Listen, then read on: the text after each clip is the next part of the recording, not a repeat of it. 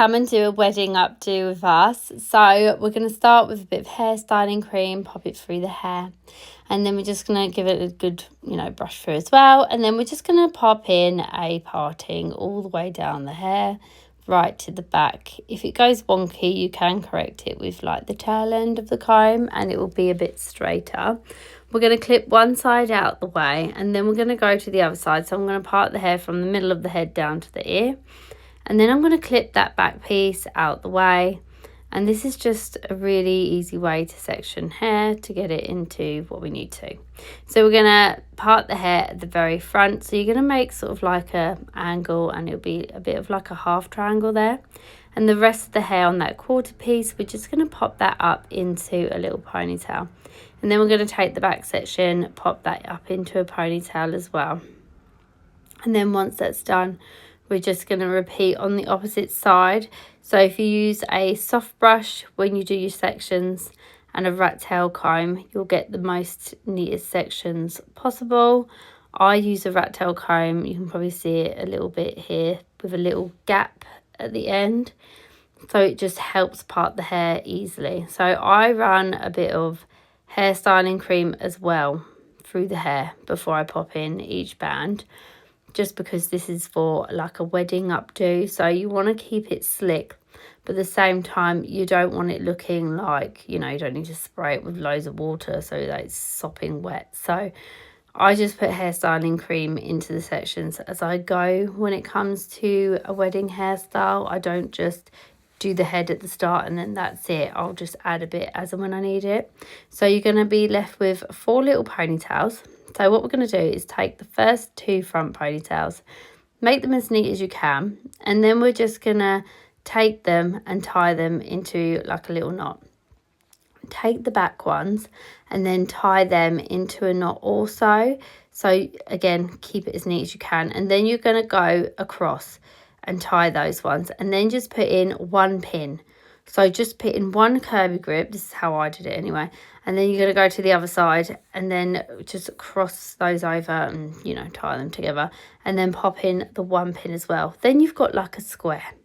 So then you're just going to pull out the hair a bit within that kind of square shape. And then you're going to take the 2 strands of hair that are left and take them diagonally across and then tie those ones together. Now, when it comes to pins, everyone asks me, where do I pin it every time?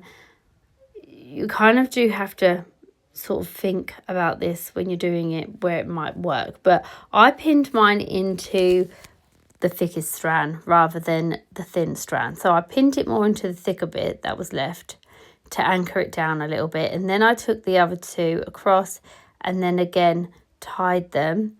And I used a pin in this one as well on the thicker part of the strand that was there, not the thin one. The thin one I left loose because I needed to work with it to sort of, as you can see, pull it out a little bit. So this way you get like a full coverage of your square with your hair. You will have to flare it out a bit to give it, a bit of coverage of some spaces. It will be gappy. So the 2 fronts of the hair, I pulled it down a little bit, but just to show you, it doesn't always go to plan. I put the first pin in and it showed a bit. So I actually took that out, had another little rethink of where it needs to go, and then went in with a curve pin. So curve pins are good for like shaping the hair. I know some people call them bobby pins or whatever you want to call them. I just call them curve pins, just my way of saying it. But anyway, so I popped those in to cover the 2 front bands because where you've tied the ponytails, you don't want the ponytail parts on show. It won't look very, stylish, let's say. So all the tail ends of the pieces of hair, they also need to be tucked into this hairstyle. So take pins and just place them as you can, sort of round and under the rest of the sort of knotted hair, and then just pin those down. And then all you have to do is just keep flaring the hair out with your fingers, sort of placing it where you feel like it would look nice, basically, and just put pins in.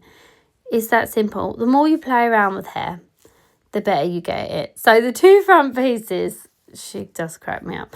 You're just going to curl those, put some little curls in, and then just, pop your fingers through them just to separate them. And then lastly, we're just going to put in some little hair accessories. So I got these ones on little springs, the pearls, and they just kind of screw in. But there was Daisy's hair.